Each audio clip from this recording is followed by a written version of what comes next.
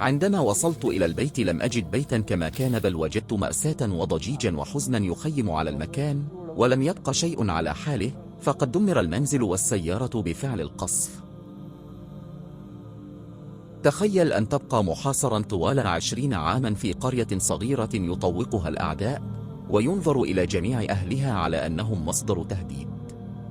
قرية سجاوند، مديرية بركي برك، ولاية لوجر. مكان تعرض لأضرار بالغة على يد قوات الناتو بقيادة الولايات المتحدة خلال الحرب غير المشروعة التي استمرت 20 عاما في أفغانستان. وبعد إصابته وضعوا على جراحه موادا وصبوا فيها الملح، كانوا يغرسون الحربة في جراحه ويديرونها فيها. سلسلة من الوحشية والجرائم والدمار التي امتدت لعقدين من الزمن أثقلت حياة المدنيين بالمعاناة والآلام، وما تزال ذكرياتها المريرة حية في أذهان الناس حتى اليوم.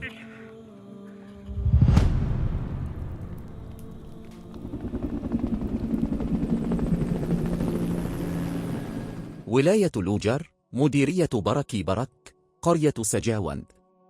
الأزقة القديمة، والبيوت المهدمة، والجدران المثقوبة والمتداعية، والصمت الموجع. وأمام هذا المشهد يقف رجل قروي بسيط، اغرورقت عيناه بحزن 20 عاما من الاحتلال والمآسي. يرتجف صوته المختنق بالعبرات، وتتقطع كلماته بين الشهقات، بينما يمسح دموعه المنهمرة بطرف شاله الملتف حوله، ويفرغ ما يختلج في صدره من ألم على هذا النحو. عندما وقعت هذه الحادثة أنا كنت في إيران أعمل هناك، وفي صباح اليوم التالي تلقيت اتصالا يخبرني بأن كارثة قد وقعت. حاولت الاتصال مرارا، لكن شبكات الاتصال لم تكن تعمل، فسارعت بالعودة إلى البيت، واستغرقت رحلتي 2 أو 3 أيام، وعندما وصلت إلى البيت لم أجد بيتا كما كان، بل وجدت مأساة وضجيجا وحزنا يخيم على المكان، لم يبق شيء على حاله، فقد دمر المنزل والسيارة بفعل القصف.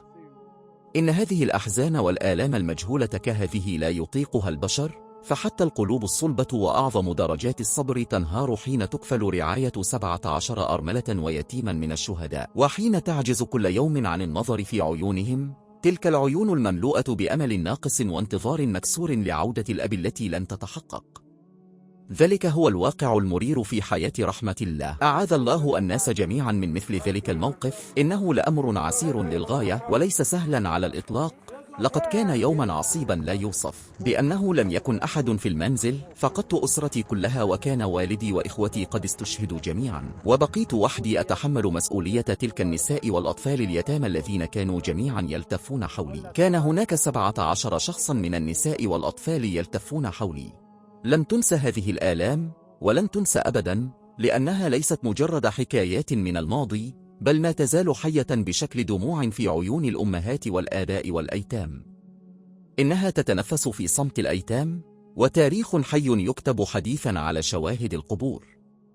رز محمد هو الشقيق الأصغر لرحمة الله، الناجي الوحيد من تلك الحادثة.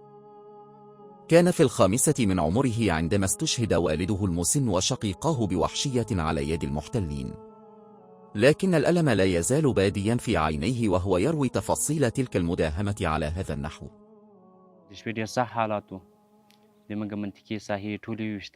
كانت ليلة عصيبة للغاية، فقد تعرضت منطقتنا بأكملها للقصف، وسقط عدد كبير من الشهداء، بلغ عددهم نحو 19 شهيدا. وفي الصباح أطلقوا سراح رجلين كانا معتقلين لديهم، ففي تلك الحالة أخرجوا والدي وأخوي 2 إلى خارج المنزل، وكنا صغارا جدا آنذاك. عندما أطلقوا سراح ذلكما المعتقلين فاعتدى الجنود على والدي بالركل والضرب أمام أعيننا، ثم قتلوا أخوي بطريقة وحشية. لقد كان مشهدا مروعا يفوق الوصف، فقد انهلوا عليهم بالسكاكين وأعقاب البنادق حتى إننا جمعنا أشلاء رؤوسهم وأدمغتهم بأيدينا.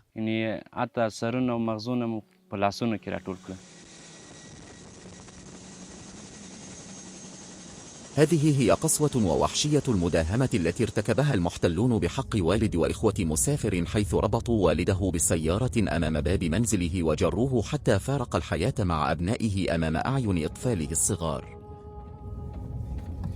لقد جروا هذين الشخصين من المنزل إلى هنا وطعنوهما بالسكاكين، وأما أخواي فقد استشهدا في المكان نفسه أمام باب المنزل. وأما والدي الذي كانوا أخرجوه فأذهبوا به عند الفجر، أذهبوا جثته وهو كان شهيدا، وكان أخواي الشهيدان ملقيين في هذا الموضع نفسه. هذه ليست مجرد حكاية حزن ومأساة لبيت واحد في قرية سجاوند، بل هنا قصص كثيرة دفنت تحت التراب. 10:10 صباحا، مداهمة مليئة بالرعب وقصف عنيف، وجنود متوحشون يحملون السلاح ولا يرحمون أحدا، يطلقون النار على المدنيين الأبرياء بلا تمييز، ويفجرون الجدران والأبواب بالقنابل، ويذرون الملح على جراح الجرحى، ويغرسون الرماح في الجراح نفسها. مداهمات عمياء، وقرية صغيرة، وعدة منازل، و19 شهيدا. كل هذه الأمور توسع نطاق هذا الفيلم الوثائقي عن أرض سجاوند الدامية. وهنا نستمع إلى قصة الألم التي يحملها رجلان آخران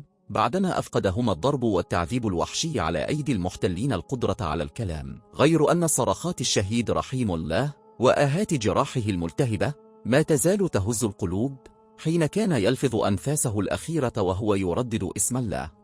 فجروا جميع المنازل وقاموا بالقصف، وكانت جنود المشاة أيضا معهم، فكانوا يطلقون النار على كل من يخرج من بيته، كما فجروا الأبواب، وسقط عدد كبير من الشهداء. استشهد أخي أيضا وكان اسمه جولاجان، كما استشهد شخص آخر يدعى سلام وهو ابن عمي. استشهد هؤلاء 19 جميعا هنا. سأخبركم أيضا عن حادثة أخرى، عن جريح الذي أخرجوه ووضعوه في بطانية ثم نقلوه إلى هذا المنزل، وكان اسمه رحيم الله. وبعد إصابته وضعوا على جراحه مواداً وصبوا فيها الملح، وكانوا يغرسون الحربة في جراحه ويديرونها فيها وهو يصرخ الصلاة، مستغيثاً وهو يردد الله الله.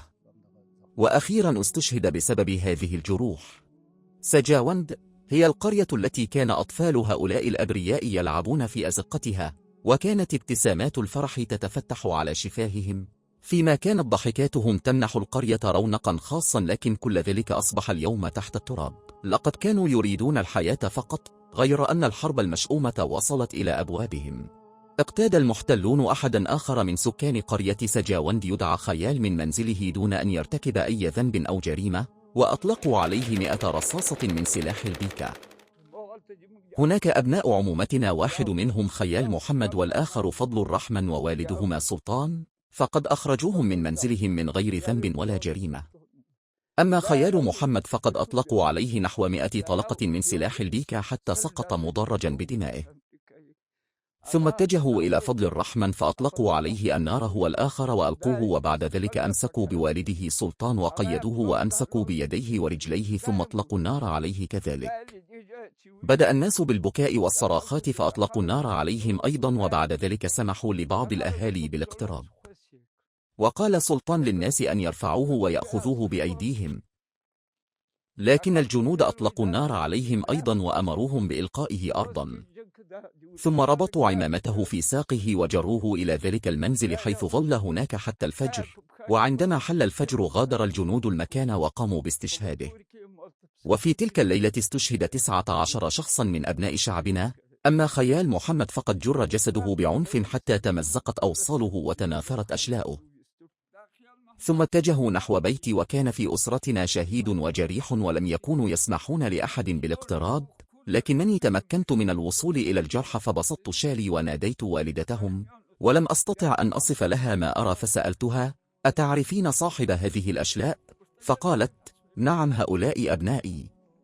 فبدأنا نجمع قطع اللحم والأشلاء قطعة قطعة، ثم حملناها إلى داخل المنزل. مرت 20 سنة من الاحتلال الوحشي لهذه الأرض، لكن الألم والجراح والمصائب والمعاناة التي خلفها لم تمح بعد من ذاكرة الأفغان. كان رحمة الله يقضي ليالي الغربة وأيامها في إيران من دون أن يعلم أن المحتلين قد أطفأوا ألوان حياته. وحين عاد لم يكن قد استراح بعد من عناء السفر في بيته، حتى أخبرته ابنته الصغيرة بخبر وفاة ابنه بعد 5 أشهر من رحيله. لم أكن موجودا هنا، بل كنت في إيران، وكان قد استشهد ابني في فصل الربيع في شهر ثور نتيجة مداهمة بطائرة مسيرة. أصابته القذيفة في رأسه فدخلت من أعلى الرأس وخرجت من الجهة الأخرى قرب العنق. وما تزال تلك القذيفة موجودة إلى اليوم، وهي لا تزال منتصبة لم تنفجر، لكنها تفضي إلى استشهاده. وكانت لي ابنة صغيرة عندما جلست في البيت أخبرتني أنه استشهد، فقلت لها: أين استشهد؟ فأخبرتني بأن القذيفة أصابته واستشهد، ولم أكن على وعي بذلك. وقد كانت الرصاصة قد استقرت في رأسه، ثم قاموا بشق اللحم وإخراجها بالسكين. علمت ذلك متأخرا ولم أكن أعلم شيئا عما حدث. وبعد ذلك عندما ذهبت إلى المقبرة ورأيت قبره بعيني، أدركت عندها أن الخبر كان حقيقة، وأنه قد استشهد.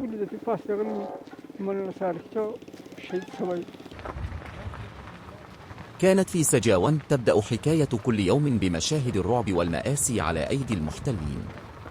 وفي عصر أحد الأيام سقطت 6 قذائف هاون، وكانت سببا في استشهاد والد رحمة الله، إذ أصابته إحداها في عينيه أثناء أدائه الصلاة فسقطت عيناه.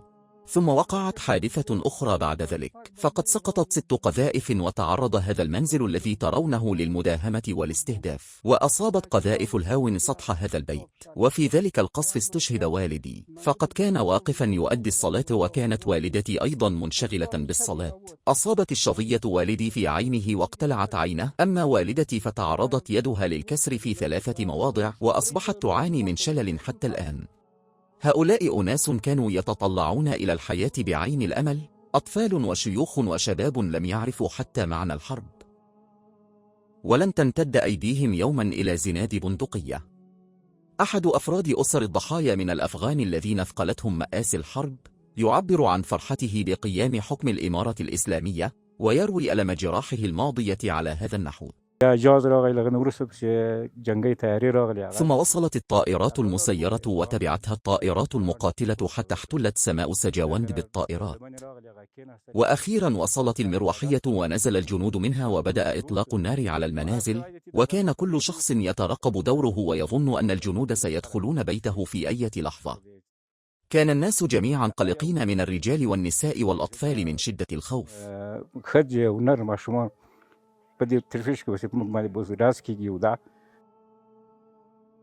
هذه هي قرية سجاوند التي احترقت في ألسنة وحشية المحتلين وهمجيتهم. ولم يكن البشر وحدهم من يعيشون الخوف، بل حتى الحيوانات كانت تلتقط أنفاسها في الخوف، وكان هناك احتمال في أي لحظة أن تنهي مداهمة أخرى أو رصاصة أخرى أو قصف جوي حياة الناس. طرقات ترابية، وممرات عميقة متعرجة، وبيوت طينية مهدمة، وأناس أبرياء، جميعها ما تزال تروي فصولا موثقة من ظلم المحتلين الأمريكيين ووحشيتهم التي لا توصف. وكان حقبيان مع عائلته المكونة من 30 فردا شاهدا على فصل آخر من الرعب والهيبة داخل غرف بيتهم الطيني. وعندما بدأ إطلاق النار، أطلقت الطائرات القذائف ما يقارب 82 مرة، وكنا جميع أفراد العائلة الذين كانوا في المنزل حوالي 32 فردا بمن فيهم والدي. هذه قلعتنا كبيرة وواسعة. وبعد ذلك عندما اقتحم الجنود منزلنا جميعا، كنت آنذاك مع أولادي. لقد دخلوا بوحشية شديدة، كانت المروحيات تطلق نيرانها على المكان، كما ألقوا القنابل اليدوية والقذائف داخل هذه البوابة، وأطلقوا الصواريخ على المنزل. داس المحتلون المتوحشون بأقدامهم على الأطفال النائمين، ثم أمسكوا بحقبيان من عنقه وجروه أمام أفراد أسرته. انهلوا عليه ضربا وتعذيبا وألقوا به عند باب القبو، ثم اطرحوه إلى داخله بعنف. وحين نزل الجنود إلى القبو وجدوا جريحا هناك، رفع الجريح يديه فور رؤيتهم مستسلما، غير أن المحتلين صوبوا فوهة البندقية على كتف حقبيان، ثم أفرغوا مخزن الرصاص عليه. دخلوا من هذا الباب وكسروه. يمكنكم رؤية هذا الباب، لقد كسروه عندما دخلوا في حالة من الوحشية، وكان الأطفال الصغار نائمين. فقلت لهم: هؤلاء أطفال صغار، قد سحقتم الأطفال. وقالوا لي: لا تشغل نفسك بالأطفال، أخبرنا من أنت وانهض بسرعة. قلت لهم إنني داخل بيتي، لكنهم داسوا الأطفال بأقدامهم ثم غطوا رأسي وقيدوا يدي بالأصفاد وأخرجوني بالقوة إلى الخارج. عندما اقتدوني كان هؤلاء الأطفال هنا، فضربوني وألقوا بي إلى هذا القبو مغطى الرأس وقالوا: ادخل ونادي من فيه، هناك أشخاص مختبئون. فقلت لهم: لا يوجد أحد هنا، فقد كنا نستخدم هذا المكان لتخزين الأعلاف وكانت لدينا آنذاك أغنام. لكنهم أصروا على دخولي، فطلبت منهم رفع الغطاء عن عيني قليلا لأتمكن من رؤية الطريق، وما إن وصلت إلى حافة القبو حتى ركلوني بقوة فسقطت إلى الأسفل، ولم أستطع النهوض بسهولة لأن يدي كانتا مقيدتين. ثم جاءوا ورفعوني، ثم نزلوا خلفي إلى القبو، وبعد ذلك أمروني أن أنادي باللغة الفارسية والبشتوية: إن كان هناك أحد فليخرج. فقلت لهم: لا يوجد أحد هنا. وعندما دخلنا كان هناك شخص جريح في ذلك المكان، وما تزال آثار وجوده واضحة هناك. فرفع الجريح يديه هكذا مستسلما، بينما كان آخر يضع فوهة بندقيته على كتفي، ثم هاجموا ذلك الجريح وقتلوه في مكانه، ولا تزال أثار تلك الحادثة ظاهرة إلى اليوم. كانوا يجرون حقبيان المقيد والممزق الجسد معهم، وبينما كانوا يمرون بعدة منازل ظهر أمامهم أحد طلاب المدرسة وقد استشهد مدرجا بدمائه ملقا على الأرض، وفي جيبه نسخة من القرآن الكريم. عندما اتجهنا إلى تلك الجهة هناك وجدنا حافظا للقرآن الكريم، وكان طالبا في مدرسة دينية، وكان مصحف في جيبه، وأطلقت الطائرة النار عليه، وقد نفذت ما يقارب 82 طلقة. وإن ما ارتكبوه في هذا البيت من أفعال وما مارسوه من عنف ووحشية لا يتوافق إطلاقا مع الإنسانية، لأنهم يسمون أنفسهم مدافعين عن حقوق الإنسان. ثم أخذوني من هناك وقالوا لي: هل تعرفه؟ فأجبتهم: لا أعرفه. فقالوا: إنه انتحاري. فقلت لهم: كلا، ليس انتحاريا، ففي جيبه مصحف شريف. فأخرجوا المصحف من جيبه قائلين: أنت تحب القرآن؟ اجلس إلى جانبه إذن. ثم وضعوا المتفجرات تحت ذلك الحافظ، وبعد أن ابتعدت عن المكان قليلا ففجروا المتفجرات، وكان الانفجار عنيفا إلى درجة أن جسده تمزق إلى أشلاء متناثرة، حتى إننا أمضينا أياما نجمع أجزاء جسده، وكانت بعض الأشلاء عالقة فوق الأسطح والأشجار. وبعد ذلك واصلنا البحث عن بقايا الشهيد وجمعها. نمضي قدما لنريكم ما تبقى من صور هذه المأساة، وكيف مرت الوحشية من هنا، وكيف احترقت حياة الناس وسط ألسنة النار. تكشف القرية المدمرة والمنازل المهدمة عن وحشية المحتلين وهمجيتهم. نعبر البوابات الخشبية المحطمة ونوجه عدسة الكاميرا نحو موقع الحادثة. هنا نستمع إلى قصة مداهمة أخرى وحادثة أخرى. المداهمة التي بدأت عند الساعة 4 فجرا وأسفرت عن استشهاد المولوي محمد سليم في أرضه الزراعية. كنت أسقي الزرع بالماء، وكان معي محمد سليم ابن أستاذنا وإمام المسجد، وهو كان أيضا يسقي الزرع. وفي نحو الساعة 4 عصرا أو بعد 4 بقليل دوى إطلاق نار من طائرة، وعمت الفوضى والضجة في المكان، وظننا أن الانفجار وقع في السوق.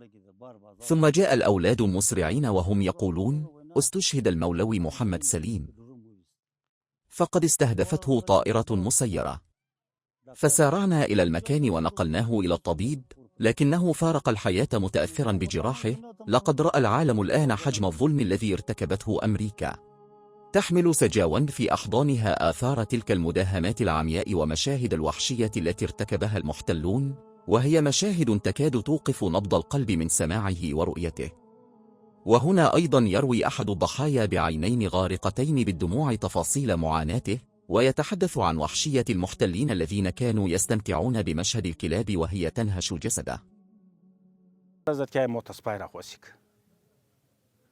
أطلقوا سراح الكلب علي، وعندما هاجمني الكلب انكسر الصفد.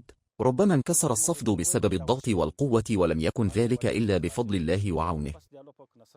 فانفكت إحدى يدي، وعندما كنت أصرخ، بالطبع عضة الكلب تخيف الناس بالتأكيد. وكلما ارتفعت صرخاتي كان الجنود الأمريكيون يشعرون بالفرح ويستمتعون وهم يشاهدون الكلب وهي تنقض علي.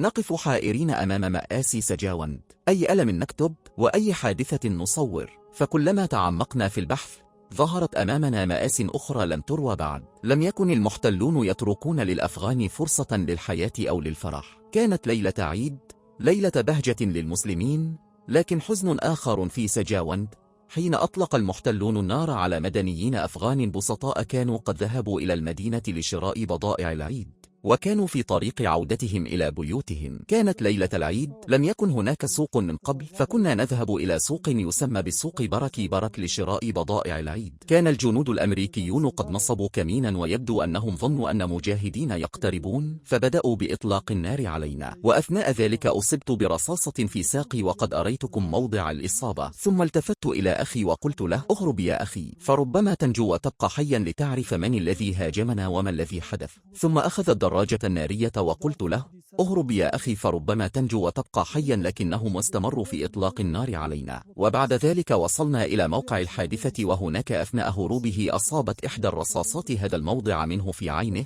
وأصابت أخرى موضعا آخر، فيما خرجت رصاصة ثالثة من جانبه، وكنت قد سقطت بالقرب من قبر هناك ولم يخبرونا بوجوده في ذلك المكان. وفي ذلك اليوم كان عدد من الأشخاص قد استشهدوا في حادث مروري، وكان والدي وبعض كبار السن قد ذهبوا لتلقي العزاء والدعاء لهم، وهناك كان الناس يواسونه ويقولون له: نسأل الله أن يرزقك الصبر وأن يعفر على ابنك. وكان بعض الأولاد يجمعون أوراق الأشجار اليابسة، وبينما كانوا يعملون قرب مجرى المياه لاحظوا بأن قميصا علق في مشط الحديقة، فصاحوا بالناس: تعالوا بسرعة، هناك شخص ملقى في الماء. فأسرع الأهالي إلى المكان، وبعد أن تفقدوه وجدوا بطاقة هويته، فسعرفوا هويته وأخرجوه ووضعوه على جانب الطريق، ثم اتصلوا بنا وأبلغونا بما حدث. وفي ذلك اليوم نفسه كانت هناك جثامين أخرى أيضا، إذ كان الأمريكيون قد قتلوا 6 أشخاص في حادث مروري بسيارة من نوع جيب، وقد نقلت جثامينهم كذلك في اليوم نفسه إلى هناك. كان هناك شقيقان، أحدهما جريح والآخر شهيد. نجا الجريح من تلك الحادثة، بينما جثة الشهيد ظلت مفقودة لمدة 24 ليلة على يد المحتلين، ولكن عندما تم العثور عليه ظهرت علامات كرامة الشهادة على هذا النحو. عندما كانوا يغسلونه قال الإمام له: يا أخي الشهيد، ابعد يدك وافتحها إن أنت شهيد. فكشف يده ثم نزعوا خاتمه من إصبعه وساعته من معصمه، وبعد ذلك أعاد يده ووضعها على جرحه. وعندما أزالوا التراب والطين عنه فبدأ الدم يسيل عن أذنه، ثم قال المولوي أثناء غسل الجنازة: تعالوا انظروا، إذا ترك اللحم في الماء لمدة 3 أيام فستكون رائحته كريهة جدا، فانظروا إلى جسده وإلى لحيته التي قد نمت وازدادت كثافة، وكذلك أظفاره، بينما بقي جسده سليما ومحفوظا دون أن تظهر عليه آثار التغير. حين تزور هذه المنطقة ستلاحظ أن جو الصمت الثقيل الذي خلفته الوحشية والظلم ما يزال غارقا في آنين الأبرياء، ويشعر الإنسان هناك وكأن أصوات الاستغاثة ما تزال تتردد في المكان، أو كأن يدا تمتد فجأة لتقبض عليه. إنها مشاهد وأحاسيس توقظ حواس الإنسان. لم تكن هذه المنازل مجرد طوب وحجارة، بل كانت حياة الناس، وكان مستقبل الأطفال آمنا هنا. لكن المداهمات العمياء التي شنها المحتلون والقنابل والرصاص لم تكن مجرد أسلحة، بل كانت جريمة عظيمة ضد الإنسانية. لكن عدسة كاميرتنا لا تتوقف عند الألم وحده، فهناك الكثير مما يجب أن نظهره للعالم، ألا وهو وحدة شعبنا وصبره وتعاطفه. الناس يتصافحون ويقفون جنبا إلى جنب، وفي خضم الدمار الذي خلفه الاحتلال طوال 20 عاما تتجلى الجهود المبذولة للنهوض من جديد. مع قيام الإمارة الإسلامية تغيرت حياة الناس العاديين بشكل جذري. يعيش الناس حياة آمنة ويعملون ويكسبون رزقهم ويزرعون أراضيهم ويغرسون البذور ويزرعون بذور الأمل في مستقبل أفضل. الحمد لله، ساد الأمن والراحة هنا وتتوفر التسهيلات. لقد بذلت الإمارة قصارى جهدها لمساعدتنا واستجابت لطلبنا. هناك فرق كبير بين الماضي والحاضر كالفرق بين الأرض والسماء، ففي ذلك الوقت كانت المداهمات والقصف مستمرين، ولم يكن الأطفال ولا الكبار ينعمون بليلة واحدة من الهدوء والراحة. أما الآن فالحمد لله، فقد أصبحت الليالي هادئة وكذلك الأيام، ولا وجود لمثل هذه المشاكل.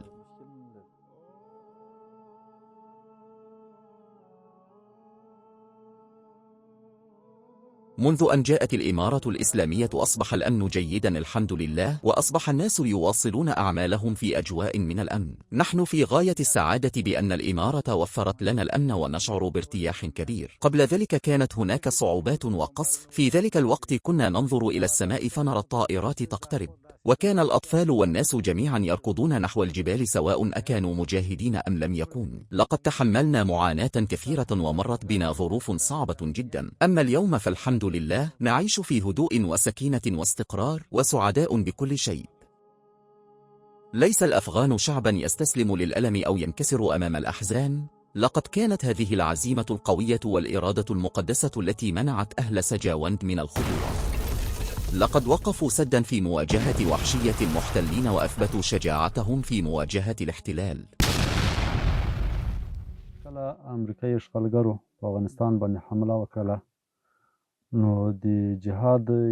عندما هاجم المحتلون الأمريكيون أفغانستان فإن من الواجب في الشريعة الإسلامية أن الجهاد يصبح فرض عين إذا تعرض بلد إسلامي للاحتلال والعدوان، ولذلك نهضنا نحن مجاهد أفغانستان لمواجهة القوات المحتلة وواصلنا جهادنا.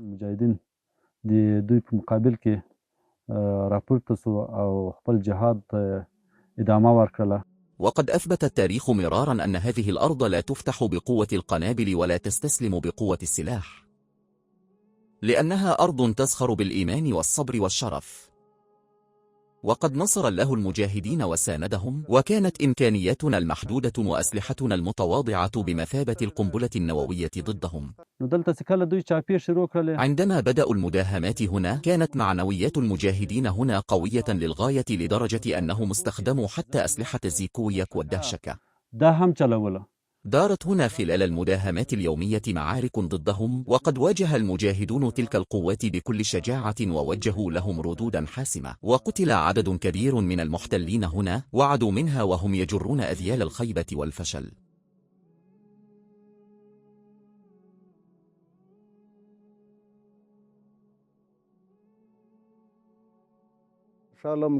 واصل المجاهدون جهادهم بكل شجاعة وتمتعوا بمعنويات عالية جدا، فعلى الرغم من أن قوات العدو كانت تستخدم 4 أنواع من الطائرات إضافة إلى الدبابات، وكانوا يواجهون تلك القوات بشجاعة كبيرة من غير أن يبدوا خوفا من الأخطار، وألحقوا بهم خسائر فادحة، واستولوا في بعض الأحيان على الغنائم أيضا، ثم كانوا يعودون إلى معاقلهم. إنها ليست مجرد قصة سجاوند، بل كل شبر من أفغانستان وقراها ومنازلها خلال الاحتلال الذي دام 20 عاما يروي قصصا حية عن قسوة المحتلين ووحشيتهم. ولكن إلى أي مدى سيضحى بالأبرياء؟ إلى أي مدى سيدفع الأطفال ثمن الحرب؟ إن هذا الفيلم الوثائقي ليس دعوة إلى الانتقام، بل هو للتذكير حتى لا ينسى التاريخ أبدا ما حدث للأبرياء في سجاوند.